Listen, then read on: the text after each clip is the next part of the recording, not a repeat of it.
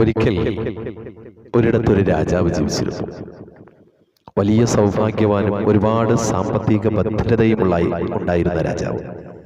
പക്ഷേ തൻ്റെ ജീവിതത്തിൽ സമാധാനം ലഭിക്കാതെ വന്നപ്പോൾ തൻ്റെ മന്ത്രിയോട് അദ്ദേഹം ഒരിക്കൽ പറയുകയാണ്, എന്നെ ആ കാണുന്ന ഭൃത്യനെ, സേവകനെ കണ്ടോ?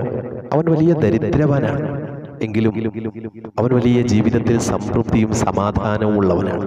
പക്ഷേ ഇത്രത്തോളം സൗഭാഗ്യങ്ങളും സാമ്പത്തികവും എനിക്കുണ്ടായിട്ടും എന്തുകൊണ്ട് എനിക്ക് സമാധാനം ലഭിക്കുന്നില്ല എന്ന് മന്ത്രിയോട് ചോദിക്കുമ്പോൾ മന്ത്രി പറഞ്ഞു, രാജാവേ, അങ്ങയുടേതായ ആ സേവകനിൽ 99 ഒരു പരീക്ഷ നടത്തിയാൽ ഇതിനുള്ള മറുപടി അങ്ങേക്ക് ലഭിക്കും. രാജാവ് ചോദിച്ചു, ഏതാണ് ഈ 99 പരീക്ഷ? മന്ത്രി രാജാവിന് പറഞ്ഞു കൊടുത്തു, രാജാവേ, അങ്ങ് ഒരു 99 വെള്ളി നാണയം ഒരു കിഴിക്കെട്ടിലാക്കി അതിന്റെ മുകളിൽ ഈ 100 നാണയം നിന്റേതാണ് എന്ന് എഴുതി ആ കാണുന്ന ദരിദ്രനായ സേവകന്റെ പടിവാതിക്കലേക്ക് അർദ്ധരാത്രി കൊണ്ടുവയ്ക്കുക.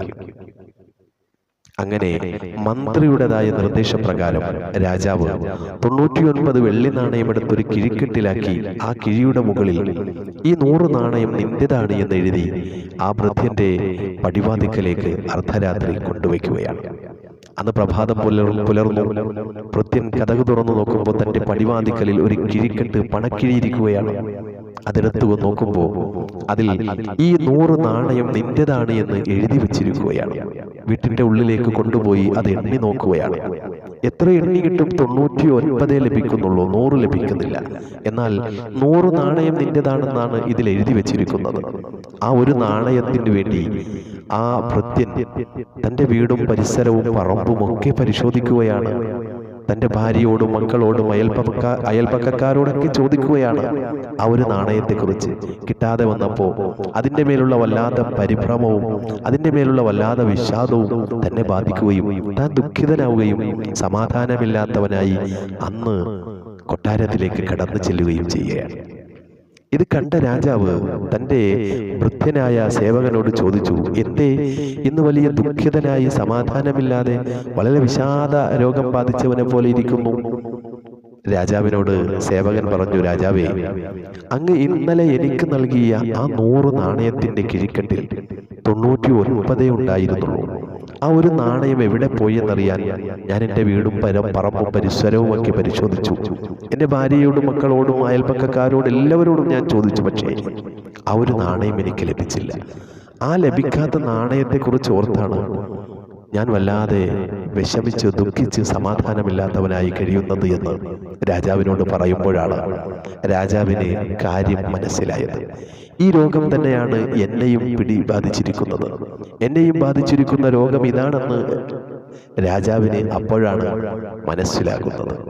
ഇതുപോലെയല്ലേ നമ്മുടെയുമൊക്കെ ജീവിതത്തിൽ ദൈവം നമുക്ക് നൽകിയ 99 അനുഗ്രഹങ്ങളെയും അതിൽ സംതൃപ്തി അടയാതെ, അതിൽ സമാധാനം കൊള്ളാതെ, ഏതോ ചെറിയ നിസ്സാരമായ ഒരു വെള്ളി നാണയത്തിന് വേണ്ടി നാം കിട്ടാതെ പോയ ഒരു കാര്യത്തിന് വേണ്ടി അസംതൃപ്തരായി സമാധാനമില്ലാതെ ദുഃഖിച്ച് കഴിയുകയാണ്.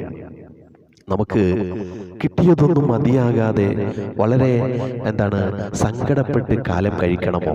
അതല്ല, കിട്ടിയതായ ആ തുച്ഛമായ അനുഗ്രഹങ്ങളാണെങ്കിലും അതിൽ സംതൃപ്തിയോടെ സമാധാനത്തോടെ ജീവിക്കണമോ എന്നുള്ളത് തിരഞ്ഞെടുക്കേണ്ടത് നാം ഓരോരുത്തരും തന്നെയാണ്. നമുക്കെപ്പോഴും ദൈവം നൽകിയ ഈ 99 അനുഗ്രഹങ്ങൾക്കും വളരെ നന്ദിയുള്ളവരായി, വളരെ കൃപയുള്ളവരായി, സന്തോഷത്തോടെ സമാധാനത്തോടെ ജീവിക്കാൻ കഴിഞ്ഞാൽ അനുഗ്രഹങ്ങൾ വീണ്ടും വീണ്ടും വാരിക്കോരി ദൈവം നമുക്ക് നൽകും. മറിച്ച് വെറും തുച്ഛമായ നാം ആഗ്രഹിക്കുന്ന ചെറിയ നിസ്സാരമായ അനുഗ്രഹങ്ങൾ അത് കിട്ടാത്തതിൻ്റെ പേരിൽ നമുക്ക് ലഭിച്ച അനുഗ്രഹങ്ങളെ മറന്നു ജീവിച്ചാൽ ഒരിക്കലും നമുക്ക് പുരോഗതിയും സന്തോഷവും സമാധാനവും ഐശ്വര്യവും ഉണ്ടാകുകയില്ല എന്ന് ഓരോരുത്തരും മനസ്സിലാക്കിക്കൊണ്ട് കിട്ടിയതിൽ സംതൃപ്തിയോടെ സമാധാനത്തോടെ നാഥന്, ദൈവത്തിന് ശുക്ർ, നന്ദി ചെയ്ത് ജീവിക്കുവാൻ നമുക്ക് കഴിയട്ടെ.